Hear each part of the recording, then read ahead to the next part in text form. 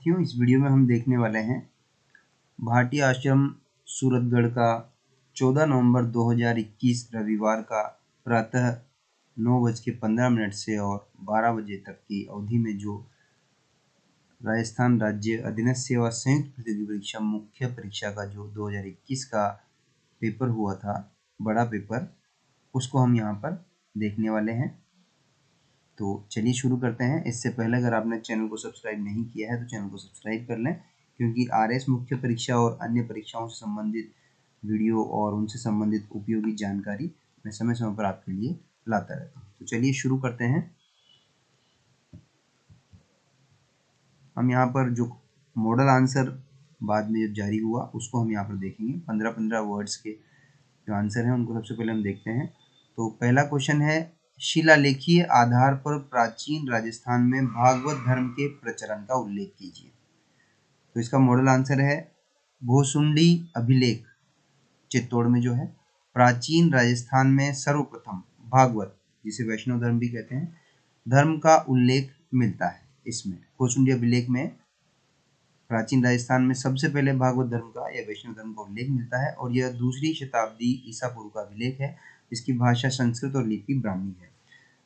Answer writing करते समय ये बात विशेष ध्यान रखें और मुख्य रूप से छोटे 15-15 वर्ड के आंसर हैं उनमें कि हमें केवल एक ही डायमेंशन के बारे में नहीं लिखना है, हमें ज़्यादा से ज़्यादा डायमेंशन देने हैं। डायमेंशन से मतलब है, जैसे क्वेश्चन था शिलालेखी आधार पर प्राचीन राजस्थान में भागवत धर्म के प्रचलन का उल्लेख कीजिए।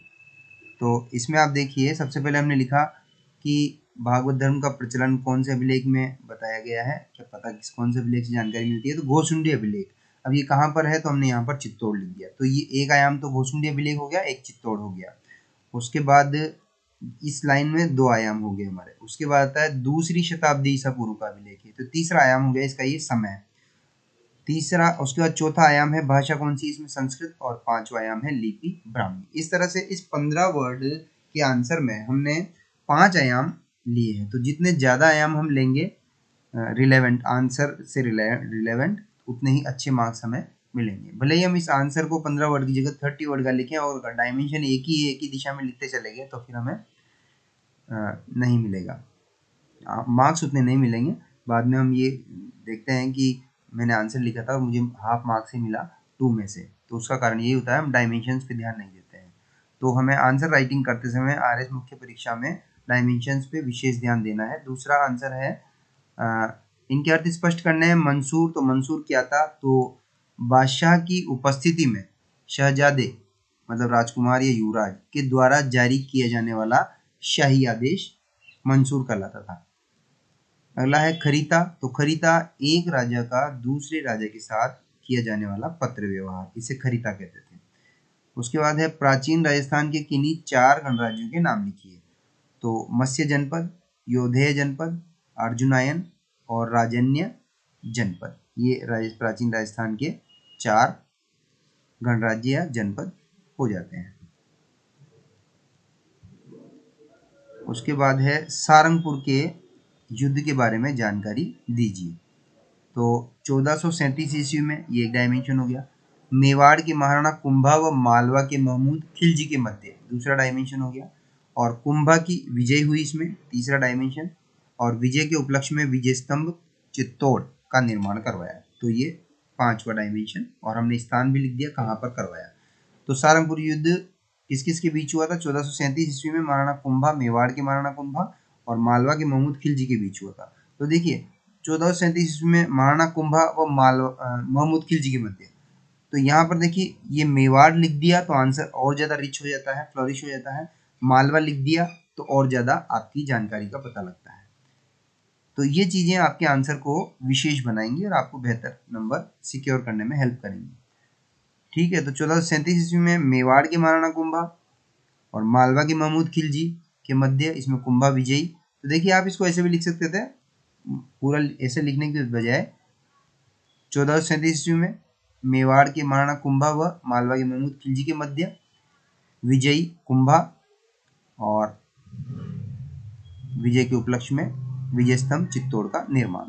आप इसको छोड़ सकते थे करवाया गया, हुआ, हुई, इन इन चीज़ों को आप अवॉइड कर सकते हैं।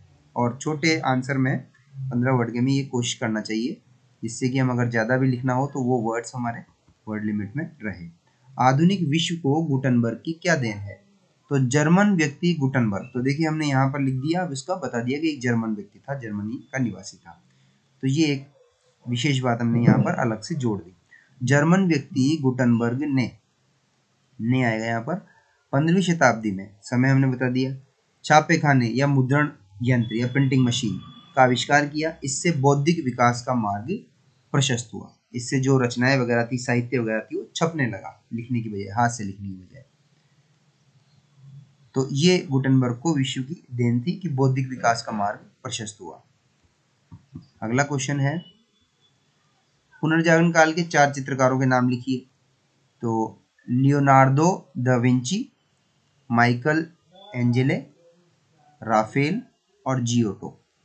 अगर आपको याद हो तो आप एक इनकी चित्र जो कृति थी, इनकी जो चित्र थे, मशहूर चित्र, वो भी आप यहाँ पर लिख सकते थे।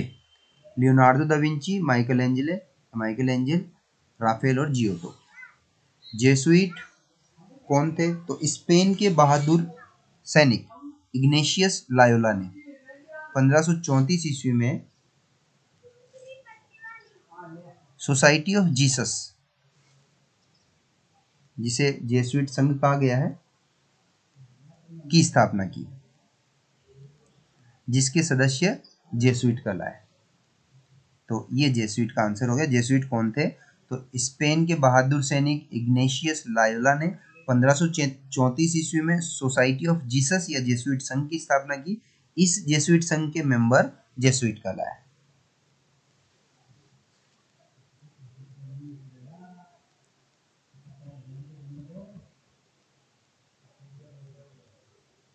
अगला क्वेश्चन हम देखते हैं,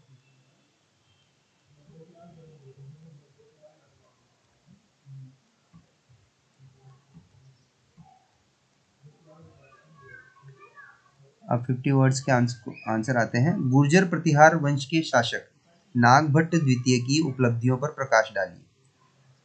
तो इसमें हम देखेंगे, गुर्जर प्रतिहार वंश का प्रतापी शासक था ये नागभट्ट द्वितीय, जिसे बुचकला अभिलेख में परमभट्टारक महाराजाधिराज परमेश्वर कहा गया है।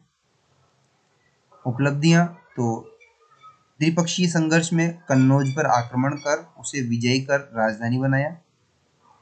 सांभर के राजा गुवक प्रथम को हराया। ग्वालियर प्रशस्ति में इसकी सैनिक उपलब्धियों का वर्णन बस देखने को मिलता है। ये हम अवॉइड कर सकते हैं, जैसे यहाँ पर बनाया, किया, इन चीज़ों को हम अवॉइड कर सकते हैं। जैसे यहाँ पर बुचकला अभिलेख में उपाधि परम भट्टारक महाराजा धीराज कहा, परमेश्वर कहा गया है, ये सब हम छोड़ सकते हैं। उसके बाद अगला क्वेश्चन है, हुरडा सम्मेलन पर एक टिप्पणी लिखिए।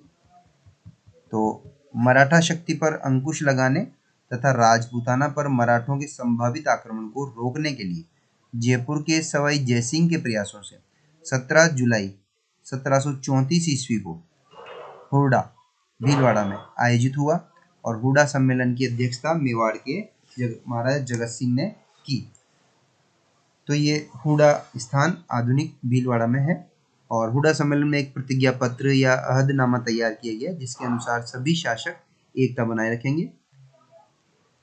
यह असफल रहा क्योंकि राजपूत शासक व्यक्तिगत स्वार्थ एवं लाभ में व्यस्त थे। अब अगर यहाँ पर आ जाता है हुरडा सम्मेलन का महत्व, तो फिर अपने को एक लाइन इसमें और जोड़नी है कि 1526 के बाद जो खानवा का युद्ध हुआ था महाराणा सांगा के और बाबर के बीच में, उसके बाद पहली बार राजस्थान में राजपूत एक संगठित स्वरूप में हुरडा सम्मेलन के माध्यम से नजर आए। इसके पहले ये संगठित नहीं हुए थे, तो ये इसका महत्व हो जाता है इतिहास में। उसके बाद अगला क्वेश्चन है, पुनर्जागरण के संदर्भ में मानववाद का आशय स्पष्ट कीजिए। तो मानववाद शब्द का सर्वप्रथम प्रयोग एफ जे नीथ हैमर ने किया। मानव के भौतिक जीवन में रुचि लेने, उसकी समस्याओं का हल खोजने तथा उसके सांसारिक जीवन में अधिकाधिक सुखी बनाने के दर्शन को मानववाद कहा जाता है। मतलब सरल अर्थों में कहा जाए तो मानववाद जो है वो मानव को महत्व देता है, मानव जीवन को महत्व देता है हर क्षेत्र में, कला के क्षेत्र में, लेखन के क्षेत्र में, समाज के क्षेत्र में, अर्थशास्त्र के क्षेत्र में, राजनीति के क्षेत्र में मानव की क्रियाकलापों, मानव जीवन, मानव गतिविधियों, मानव के विकास, इसके बारे में चर्चा की जाती है। तो इस दर्शन को मानववाद कहा जाता है। पेट्रार्क को मानववाद का जनक कहा जाता है और 14वीं शताब्दी ईस्वी में इटली में मानववाद का उद्भव हुआ। तो आप इनको थोड़ा इस तरह से लिख सकते हैं, मानववाद का जनक पेट्रार्क, और 14वीं सदी में आप लिख सकते हैं मानववाद का उद्भव 14वीं सदी में इटली में। इस तरह से आप ये जो एक्स्ट्रा वर्ड्स हैं हुआ, है, इनको आप अवॉइड कर सकते हैं। इसकी विशेषता क्या है मानववाद की? तो वैज्ञानिक दृष्टिकोण, स्वतंत्र चिंतन पर बल, धार्मिक रूढ़ियों, अंधविश्वासों की कटु आलोचना। अगला क्वेश्चन है, एंग्लिकन विचारधारा या आंगल धर्म सुधार आंदोलन के बारे में जानकारी दीजिए। तो इंग्लैंड में धर्म सुधार आंदोलन का नेतृत्व वहां के राजाओं ने किया, जिसका स्वरूप मूलतः राजनीतिक था। इसमें चर्च के दोषों तथा पादरियों के पाखंडों को समाप्त करने की अपेक्षा राजनीतिक महत्वाकांक्षा अधिक निर्णायक थी। इस आंदोलन का जनक हेनरी अष्टम द्वारा अपनी पत्नी कैथरीन के तलाक न देने पर पोप क्लेमेंट सप्तम को हटा इंग्लैंड के शासक को वहां के चर्च का सर्वोच्च अधिकारी घोषित किया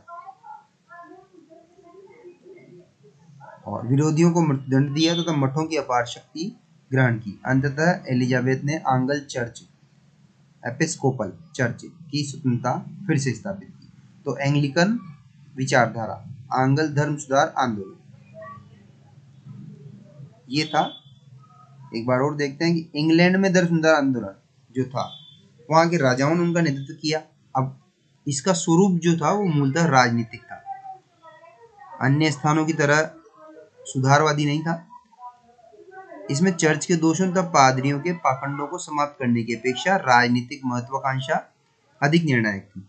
और इस आंदोलन का जनक कौन था? हेनरी अष्टम। इसके द्वारा अपनी पत्नी कैथरीन के तलाक न देने पर पोप क्लेमेंट सप्तम को हटा इंग्लैंड के शासक को वहां की चर्च का सर्वोच्च अधिकारी घोषित किया, विरोधियों को मृत्युदंड दिया, तब मठों की अपार शक्ति ग्रहण की। अंततः एलिजाबेथ ने आंगल चर्च की क्षमता फिर से स्थापित की। तो इस वीडियो में इतना ही, मिलते हैं अगले वीडियो में। वीडियो पसंद आए तो लाइक और शेयर करना ना भूलें, और अगर किसी टॉपिक पर आपको वीडियो चाहिए, क्वेश्चन का आंसर चाहिए, तो आप कमेंट बॉक्स में कमेंट करके बता सकते हैं। मैं कोशिश करूंगा कि आपको उस क्वेश्चन का आंसर, उस टॉपिक के बारे में कंटेंट उपलब्ध करवा सकूं। धन्यवाद।